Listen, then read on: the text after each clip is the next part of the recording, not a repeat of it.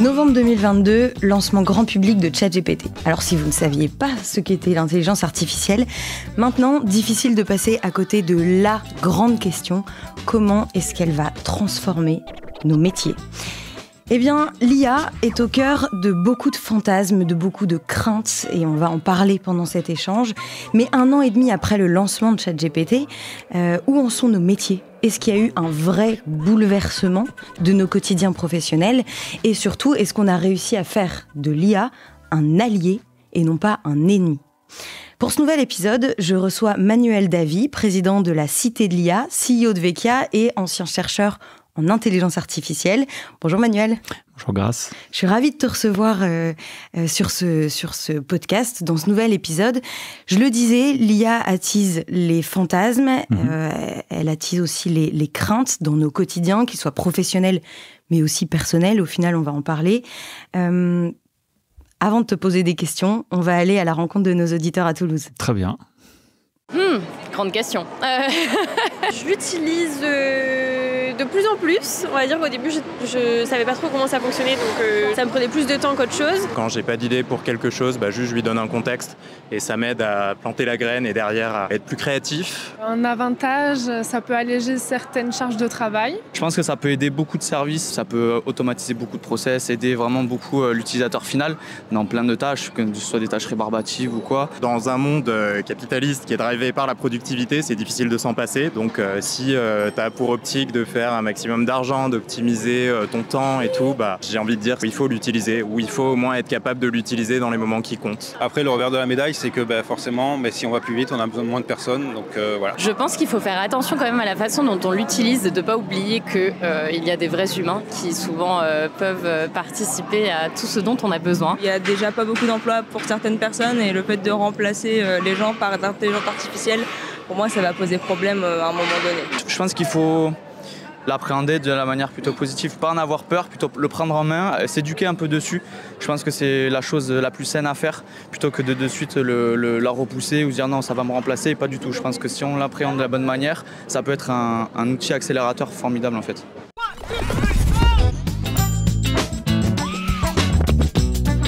Voilà, Manuel, qu'est-ce que vous répondez à ceux qui voient l'intelligence artificielle comme un danger ? Alors, c'est une question qui est...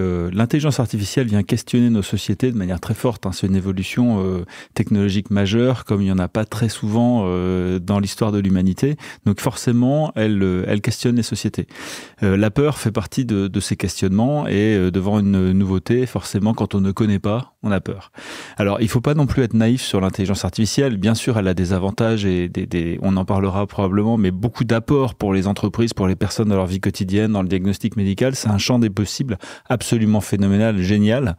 Mais il y a aussi sa part d'ombre. On peut utiliser l'IA pour faire des cyberattaques, pour essayer de vous piéger, pour vous escroquer. Donc, il y a des vrais dangers qu'il est nécessaire de réguler et la meilleure façon aussi d'en protéger les gens, c'est de faire ce qu'on fait aujourd'hui, c'est de parler de l'intelligence artificielle pour informer tout le monde. Exactement. Il y a une crainte qui revient souvent, c'est celle de perdre son emploi dans des domaines d'ailleurs très très variés. On en parlera aussi, mais avec l'IA générative, les graphistes, les journalistes ont eux aussi peur pour leur emploi. Bien sûr. Je voulais te partager un chiffre, ce qui vient du rapport sur l'avenir de l'emploi, qui dit que 25% des emplois subiront des effets négatifs dans les 5 ans à venir et environ 26 millions de postes administratifs seront supprimés. Déjà, dans un premier temps, est-ce qu'il y a des secteurs qui vont être plus touchés que d'autres ? Alors déjà, je dirais qu'il faut faire preuve d'énormément de prudence sur ce type de chiffres parce qu'aujourd'hui, ils sont extrêmement prospectifs et on n'a pas assez de recul pour être vraiment capable de savoir quel sera l'impact. Ça, c'est le premier point. Le deuxième point, c'est qu'il ne faut pas non plus perdre de vue que les compétences de l'IA sont assez limitées par rapport à l'esprit humain. Elle peut aller assez loin dans le domaine de ce qu'on appelle la pensée rationnelle, c'est-à-dire compiler des informations, assister des raisonnements, mais elle n'est incapable d'esprit critique, elle n'a pas de déontologie et elle n'est pas capable non plus, je dirais, d'une forme de pensée créative complète. Oui. Et donc, il y a toute une part de l'activité de l'humain dans ces tâches quotidiennes qui ne peuvent pas être faites par l'IA seule. Elle peut être un assistant, entrer dans le process, mais elle ne peut pas remplacer. Par contre, je voudrais aussi éclairer par le fait que les professions des comptables utilisent l'intelligence artificielle depuis près d'une décennie pour reconnaître des factures automatiquement et les saisir automatiquement en comptabilité. On constate qu'il n'y a jamais eu autant de comptables en France qu'aujourd'hui. Donc les impacts sur l'emploi, ils sont sérieux, il faut les considérer sérieusement, mais il ne faut pas non plus être en panique, parce qu'en fait, on n'a pas de recul pour dire qu'il y aura des impacts majeurs, et les éléments de recul qu'on a sont plutôt, je dirais, dans le sens du développement de l'emploi majoritairement. C'est-à-dire que des métiers vont évoluer, des personnes vont devoir se réinventer dans l'exercice de leur métier, et ça, c'est un vrai sujet pour les entreprises, pour accompagner cela. Par contre, c'est absolument pas écrit qu'il va y avoir une destruction massive d'emplois. Moi, je pense plutôt le contraire. Sur les secteurs les plus touchés, du coup, alors tu as parlé des comptables, justement, oui. C'est marrant, c'est souvent un exemple qu'on prend, donc au final, c'est pas tant que ça. Non, pas tant que ça. Alors, il y a des exemples négatifs. Par exemple, à Madagascar, il y avait des entreprises entières qui avaient pour métier d'écrire des textes un peu bateaux pour mettre sur les sites internet pour être mieux référencés. Bah, là, carrément, leur business a disparu. Complètement, oui. Mais ça ne veut pas dire qu'ils vont pas se réinventer pour trouver autre chose. À nouveau, en utilisant ce que l'homme sait faire et que la machine ne sait pas faire. Dans ces différents domaines, en fait, qu'est-ce que l'IA apporte ? Et du coup, comment est-ce que ça peut être négatif ou positif au final ? Alors, je dirais qu'il y a 3 grandes catégories d'apport de l'IA dans les entreprises. Le premier, qui me semble le plus important, c'est l'amélioration de la qualité des emplois. Il y a des enquêtes sociologiques qui ont été faites dans des administrations, dans des départements où l'IA a été mise en place au profit des salariés. On constate que 85% des gens disent « mon emploi est meilleur ». Et puis franchement, est-ce qu'on doit se réjouir d'avoir des gens dont le métier, c'est de recopier des fichiers d'un mail dans un ERP, etc. à longueur de journée? C'est pas très intéressant. On peut faire des choses beaucoup plus intelligentes que ça, et plus intéressantes, comme communiquer avec ses fournisseurs, avec ses clients, etc. Donc ça, c'est la qualité des emplois. Le deuxième impact, c'est la performance économique des entreprises. On voit des vrais impacts majeurs sur la productivité, sur la rapidité d'exécution. Par exemple, Amazon qui fait la livraison en 24 heures, on serait incapable sans intelligence artificielle.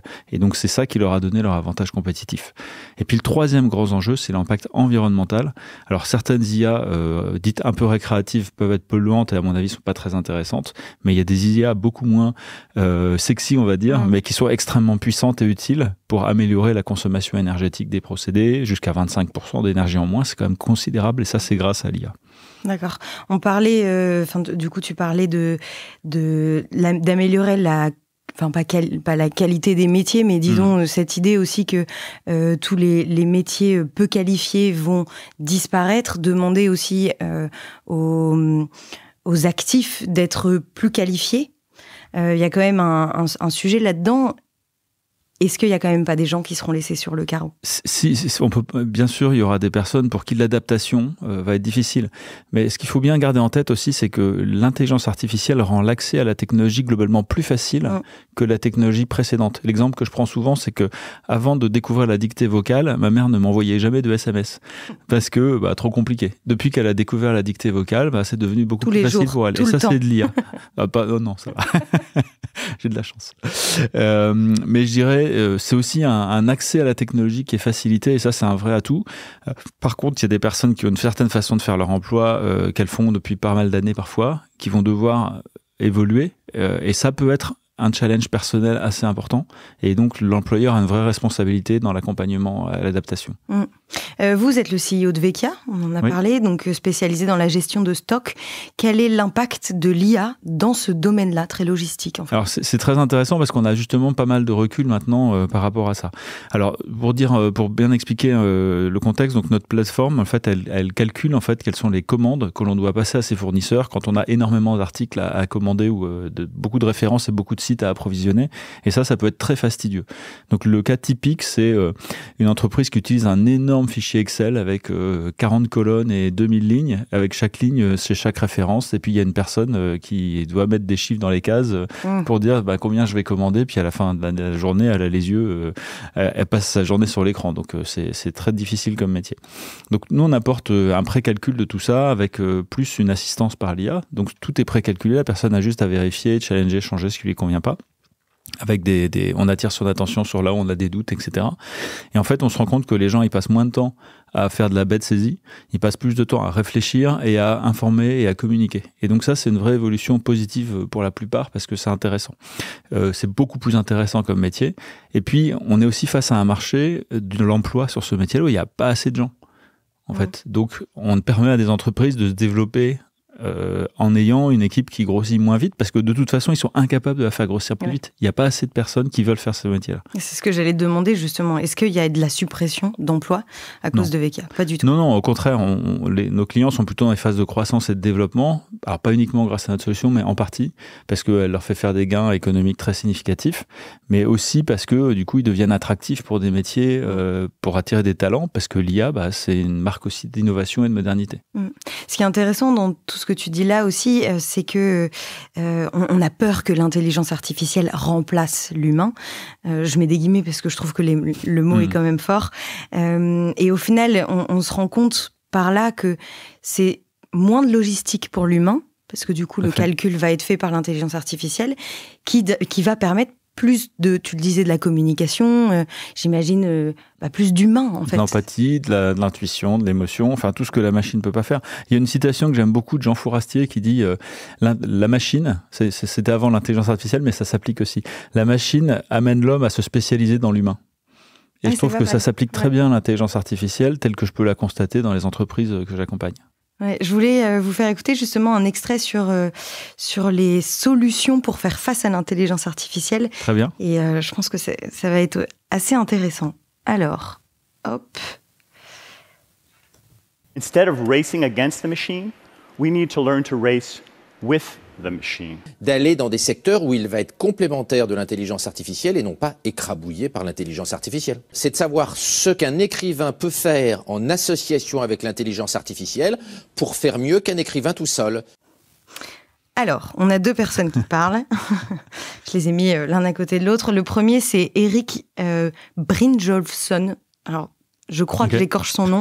C'est un universitaire et auteur américain. Donc lui, il a écrit un livre d'ailleurs qui s'appelle Against the Machine, quelque chose comme ça.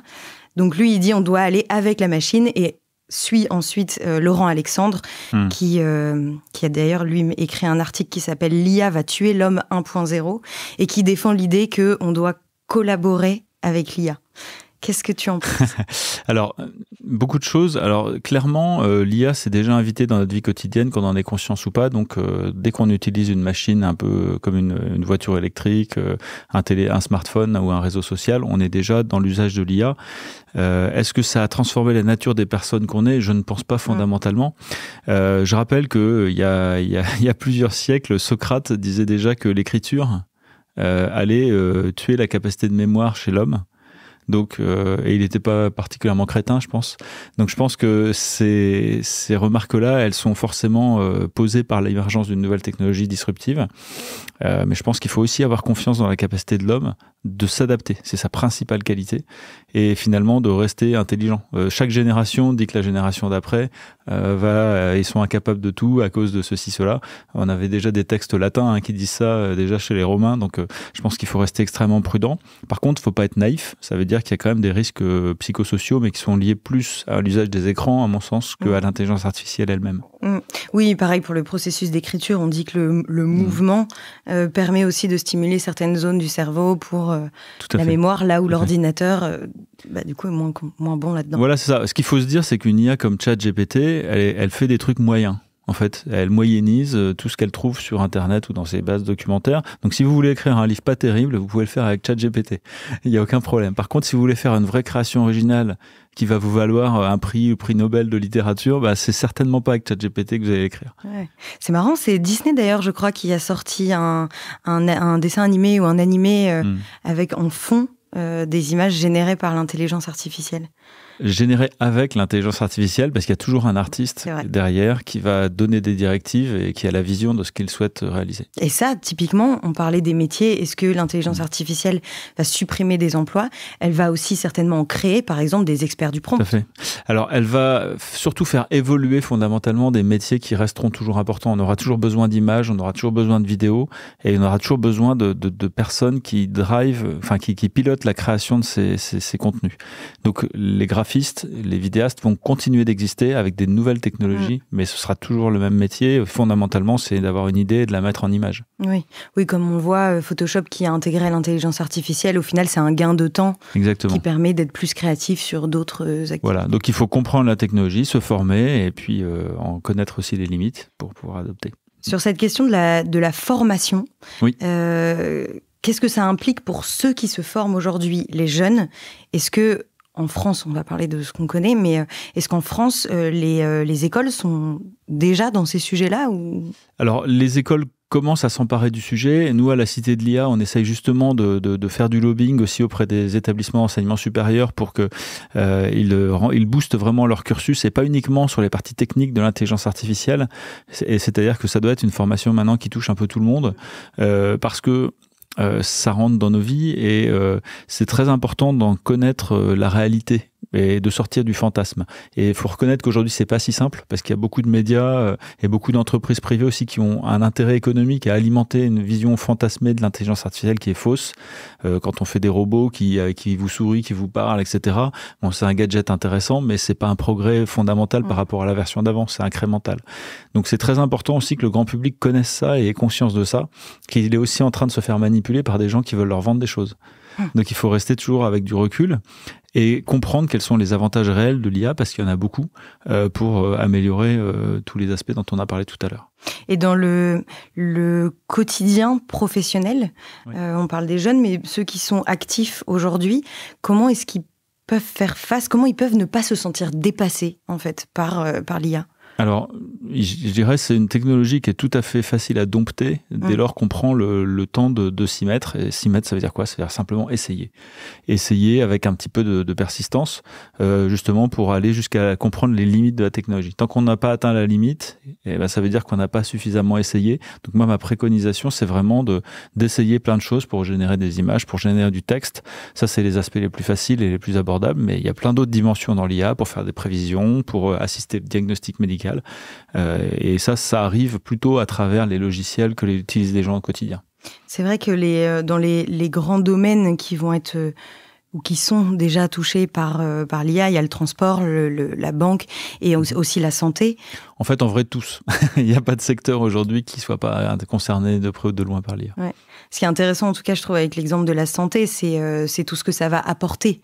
Aujourd'hui, la santé, typiquement, on sait, en France, c'est un domaine qui est un peu parent pauvre, disons, laissé pour compte, là où les gens étaient, on en parlait dans un épisode précédent, beaucoup en quête de sens. Ils s'engageaient dans des métiers comme infirmiers pour être au plus proche de l'humain, et puis ils se rendent compte qu'ils font beaucoup d'administratifs. Voilà, ça, l'IA peut être une super opportunité justement pour décharger les humains de cette partie très administrative pas intéressante. Et je reviens sur ma citation précédente, et permettre aux infirmières et aux infirmiers de se concentrer sur ce qu'ils savent faire, c'est-à-dire l'humain. Et je pense que ça, c'est vraiment une énorme chance de cette technologie-là pour nos sociétés. Ce qui m'amène à une nouvelle question, forcément. On est là pour ça. L'IA peut affecter, en touchant à l'humain, affecter au final le management. De quelle façon ? Alors, de plein de façons, pas forcément aussi fortement qu'on peut, par exemple la visio, qui pour moi est une révolution vraiment forte dans les pratiques managériales. Par contre, effectivement, l'IA, ça va engager le manager déjà à se poser la question de comment il récompense la performance, c'est quoi quelque chose de bien fait. Quand il y a une part de la tâche qui est faite par la machine, du coup, il faut bien clarifier les rôles de qui est responsable de quoi, et ça doit forcément être toujours l'humain à la fin. Mais peut-être il y a d'autres personnes qui avant n'intervenaient pas dans le process, qui interviennent parce qu'elles sont à la source de données ou d'algorithmes. Donc c'est déjà d'avoir une vision bien complète de tout ça. Ça, c'est un premier point. Je dirais le deuxième point, c'est qu'il y a aussi à la disposition du manager des outils qui intègrent de l'IA pour lui faire gagner du temps par exemple dans un entretien professionnel. Ce qui est pénible, c'est de devoir prendre des notes alors qu'on est en train de discuter. Et si à un moment donné, on peut avoir une transcription assistée par l'ordinateur de l'échange qui va pré-remplir le formulaire un peu obligatoire de l'entretien professionnel annuel, ça permet vraiment d'avoir une vraie conversation, les yeux dans les yeux, avec les personnes. Et puis après, il y a des outils d'assistance et de suivi de l'exécution de différentes tâches pour les très gros processus d'entreprise où là, le manager, il a beaucoup plus d'informations précises et pertinentes grâce à l'IA pour piloter son processus. C'est vrai que le manager et le leader, il a aussi un rôle de, j'imagine, rassurer le collaborateur dans le fait que l'IA ne va pas le remplacer. Voilà, il a deux grandes responsabilités aujourd'hui face aux premiers usages de l'IA, c'est de former, de s'assurer que les personnes sont formées et d'expliquer les règles d'usage et de les clarifier. Parce que c'est vrai que c'est très angoissant pour une personne à qui on dit utilise l'IA, mais elle ne sait pas si elle a le droit de faire ci, faire ça. Elle s'interroge beaucoup parfois sur les risques. Et donc, c'est le rôle du manager de clarifier tout ça. Oui, et puis en effet, j'imagine qu'un manager qui dit utilise l'IA, ça va te faire gagner du temps, puis petit à petit, le collaborateur peut se dire oui, mais si c'est pour être remplacé par cette machine, au final, j'ai pas vraiment envie de travailler avec elle. Ouais. Et du coup, il la voit vraiment comme un Non, mais le remplacement est vraiment un fantasme. Et je tiens vraiment à insister là-dessus parce que, à nouveau, les capacités de la machine sont très très loin d'être celles de l'homme et on ne sait pas aujourd'hui scientifiquement comment on pourrait faire des machines qui rivalisent avec l'homme sur l'ensemble des dimensions de son intelligence. On ne sait pas comment ça sera fait. Donc il y a encore des tas d'années avant qu'on arrive à ce type d'intelligence artificielle, quoi qu'en disent les géants du secteur qui ont des choses à vous vendre. Je voulais te montrer, parce qu'on a beaucoup parlé de l'intelligence artificielle du coup dans la logistique, qui vient emmagasiner beaucoup d'informations, qui vient la classifier, etc. On en a un petit peu parlé. Aujourd'hui, l'intelligence artificielle va plus loin, notamment avec l'IA générative, qui, elle, est entre guillemets capable de créer. Je voulais te montrer le clip de Big Flo et Oli. D'accord. Je vous invite à aller le voir en entier sur YouTube, sans faire de pub, pour cette plateforme. Hop. Alors, donc il écrit, on a donné nos paroles à une intelligence artificielle, elle en a fait un clip. 49 225 images.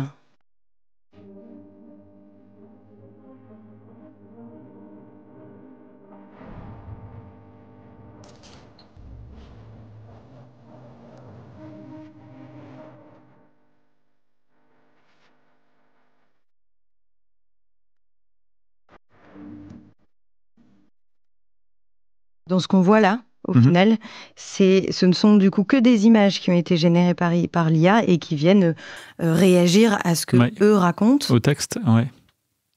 Et là, en fait, ils retracent toute l'histoire de l'humanité. En gros, c'est un peu ça. Pour moi, c'est... je ne sais pas si vous vous souvenez, sur les Mac ou d'autres ordinateurs, avant, il y avait, quand on mettait de la musique sur son ordinateur, on pouvait mettre des animations lumineuses qui se synchronisaient avec la musique. À mon avis, cet exemple-là, on va l'avoir dans quelques années sur nos ordinateurs, qui vont générer des images en temps réel par rapport à une musique qui est diffusée.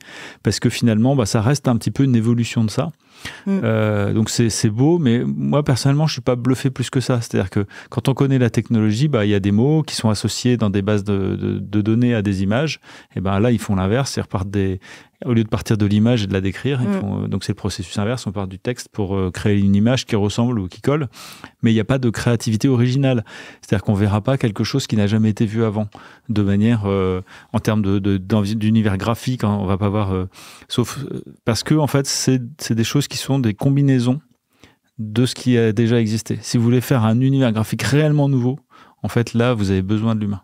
Ouais, de l'imagination, qui est sans limite. Parce que de toute façon, l'intelligence artificielle, dans ce cas-là, elle est entraînée. Elle est entraînée par des humains. C'est ça. En fait, on a donné à manger, entre guillemets, à l'algorithme des bases des millions d'images avec des textes descriptifs de l'image. Donc, il dit dedans, il y a une voiture avec un enfant qui joue au ballon, par exemple. Et donc, à force de voir plein d'images avec le texte qui correspond, l'algorithme est capable de faire le trajet inverse. C'est-à-dire, s'il doit avoir une maison avec un arbre et un enfant qui joue avec un ballon, il n'y a plus la voiture, il va être capable de reconstruire ça par rapport à ce qu'il a vu. Par contre, si vous lui demandez de dessiner quelque chose qu'il ne connaît pas, parce que c'est pas dans sa base de données, il sera incapable de le faire. Mais ça, c'est marrant parce qu'on dit, du coup, on essaie de donner des clés pour permettre à tout un chacun de voir quelle image a été produite par l'intelligence artificielle. Et on dit notamment, regardez les mains. L'intelligence artificielle a du mal à dessiner les mains. Pourtant, on pourrait l'entraîner, lui montrer plein de mains. En fait, il y a une vraie limite de l'intelligence artificielle, c'est qu'elle n'a pas la connaissance physique du monde. Et nous, on sait que tout être humain a forcément 5 doigts, sauf exception. Elle ne le sait pas forcément. Elle a juste vu que sur toutes les images, il y en avait 5, mais rien ne lui dit qu'elle pourrait pas en mettre 6 ou 3. Ça change pas grand-chose. En fait, et donc, ce sens physique du monde, en fait, c'est vraiment une des limites. Elle ne connaît pas la notion de gravité, par exemple. Donc, elle peut vous faire un lustre qui pend du sol vers le plafond. Sauf qu'elle n'a aucune image dans sa base de données où il y a ça, donc elle va plutôt faire l'inverse. Mais rien ne l'en empêcherait en théorie. Donc c'est vraiment une grosse différence. Oui, c'est marrant, ça me fait penser, alors je fais peut-être un parallèle compliqué, mais je suis actuellement en train de lire le livre Dune. Oui. Et il y a un peu cette idée de préscience, et notamment les Bene Gesserit qui en buvant un liquide, disons, bénéficient de la connaissance de toutes les femmes qui ont bu ce liquide avant elle. Donc, il y a notamment l'histoire d'un bébé qui ingurgite ce liquide et qui se retrouve avec une connaissance qui dépasse la connaissance empirique, parce qu'au final, elle n'a jamais expérimenté par elle-même. Oui. Et c'est marrant, je fais un peu le parallèle avec ça. C'est un peu ça. Alors, c'est intéressant parce que ça apporte un éclairage très contrasté justement sur l'intelligence artificielle, puisque là, un peu le pari civilisationnel des civilisations dans Dune, c'est d'investir à fond sur la performance humaine, et pas tellement sur la technologie. Complètement, c'est vrai. Oui, c'est vrai. Pour reparler un petit peu des dangers de l'intelligence artificielle, encore une fois, danger, le mot est fort, mais on se comprend.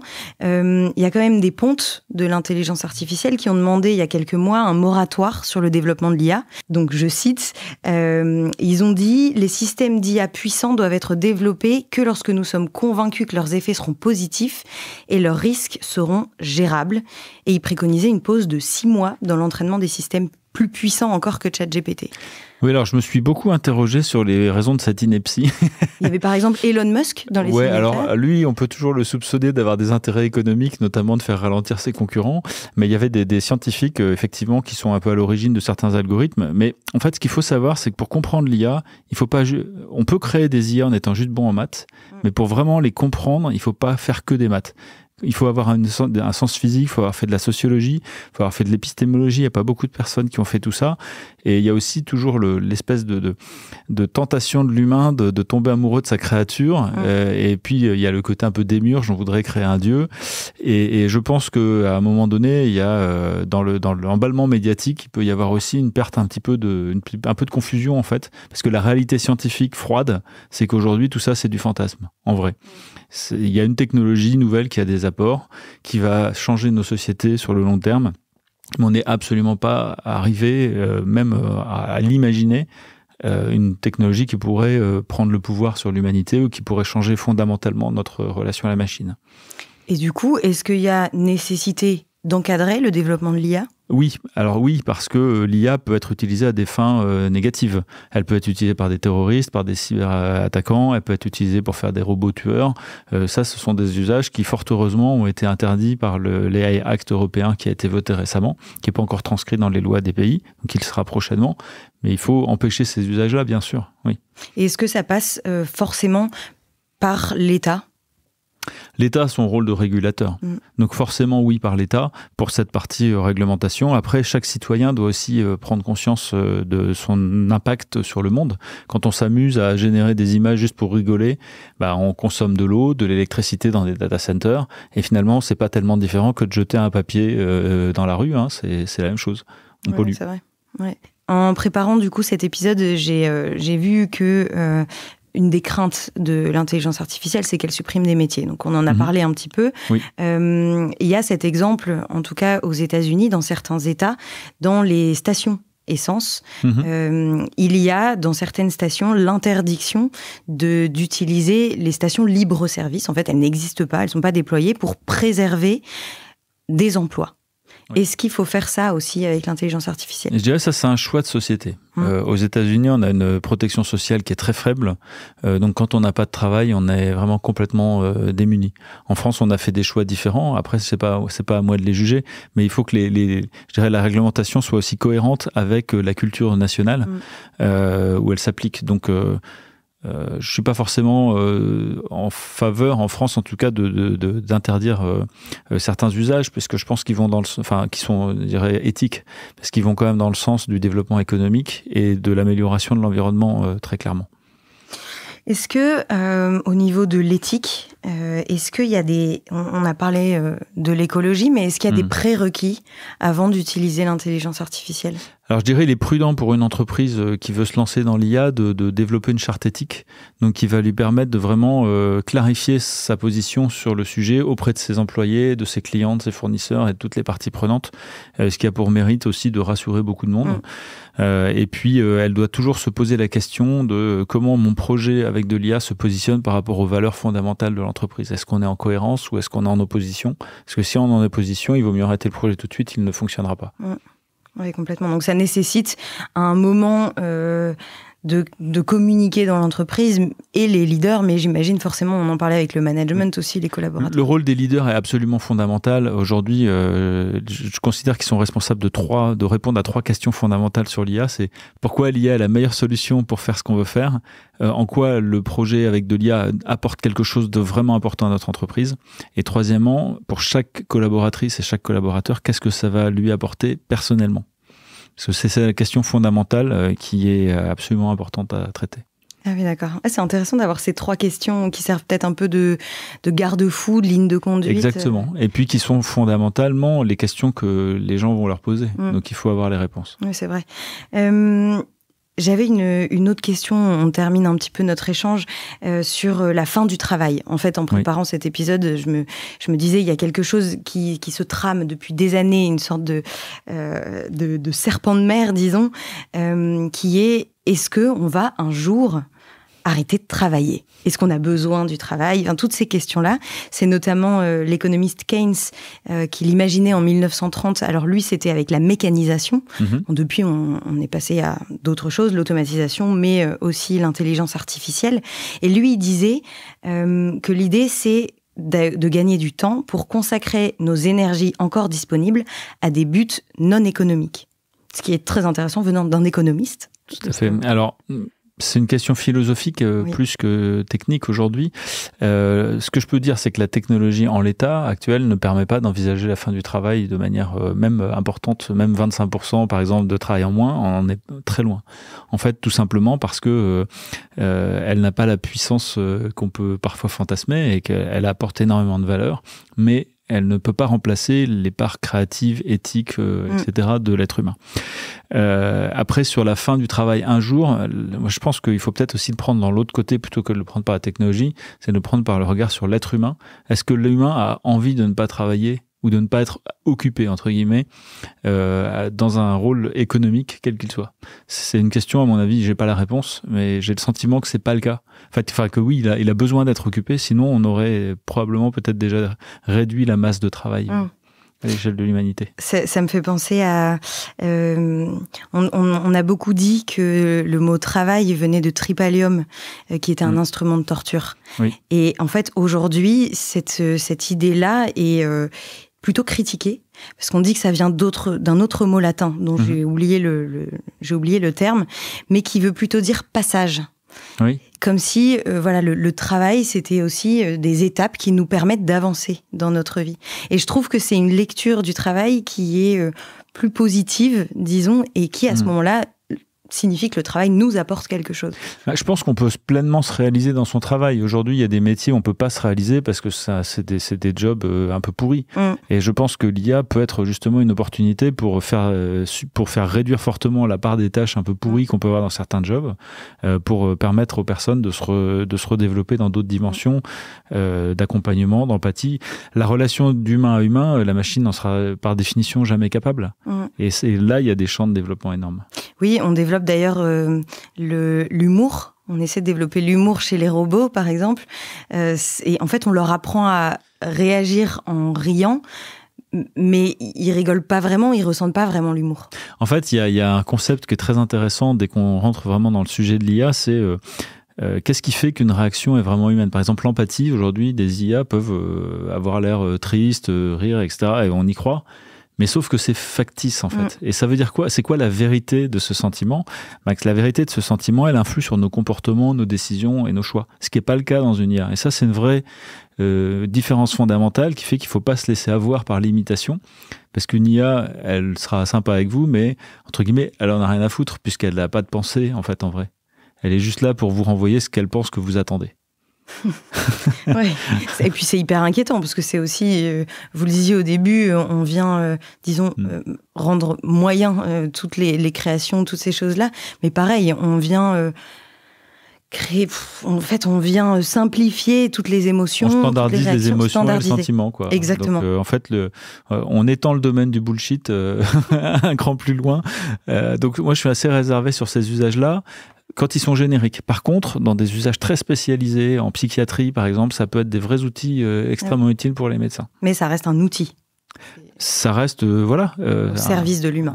Exactement, voilà. Un instrument. Selon vous, Manuel, est-ce que l'intelligence artificielle est une révolution au même titre que l'imprimerie a pu l'être, que le moteur à explosion, que le téléphone, que tous ces grands moments qui ont jalonné l'histoire de l'humain? Alors, je pense que c'est du même niveau que l'imprimerie ou l'électricité. C'est vraiment un changement majeur dont on commence à toucher un peu les effets.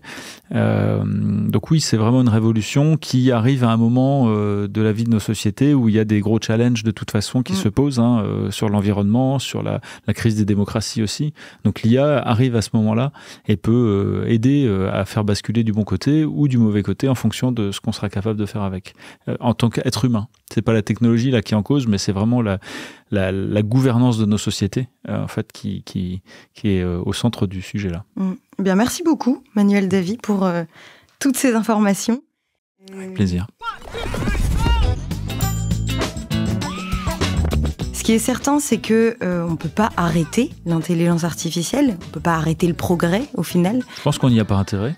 On n'y a pas forcément intérêt, en effet. Et ça va engendrer des transformations dans nos quotidiens, dans le monde du travail. Aujourd'hui, l'intelligence artificielle a de nombreuses applications. On le disait, elle classe, elle vient prioriser l'information, mais de plus en plus, elle joue un rôle génératif et peut être utilisée à des fins créatives, avec la définition de la créativité qu'on peut donner.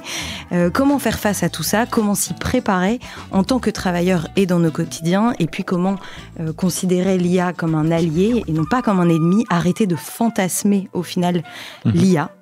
Donc la formation, l'apprentissage, évidemment. Mais jusqu'où est-ce qu'on peut laisser l'IA sans intervenir? Alors l'IA, du coup, je dis ça et en même temps, on la personnifie. C'est comme si elle réfléchissait d'elle-même. Mais comme vous le disiez, il y a toujours, au final, un humain derrière qui vient prendre une décision. Donc, comment, disons, encadrer cet humain-là? Donc, ce sont plein de questions qui sont très intéressantes et on l'a vu, qui nous amènent à questionner même le sens du travail. Donc, merci pour toutes ces belles pistes de réflexion. Et puis, chers auditeurs, j'en profite d'ailleurs pour vous rediriger vers le podcast de Manuel Davy qui s'appelle La Cité de l'IA. Les carnets de l'IA. Les carnets de l'IA de la Cité de l'IA. C'est ça. Là-bas, comme ici, n'hésitez pas à vous abonner, puis vous nous mettez des étoiles et vous partagez ce contenu autour de vous. Et puis nous, on se dit à bientôt pour un nouvel épisode.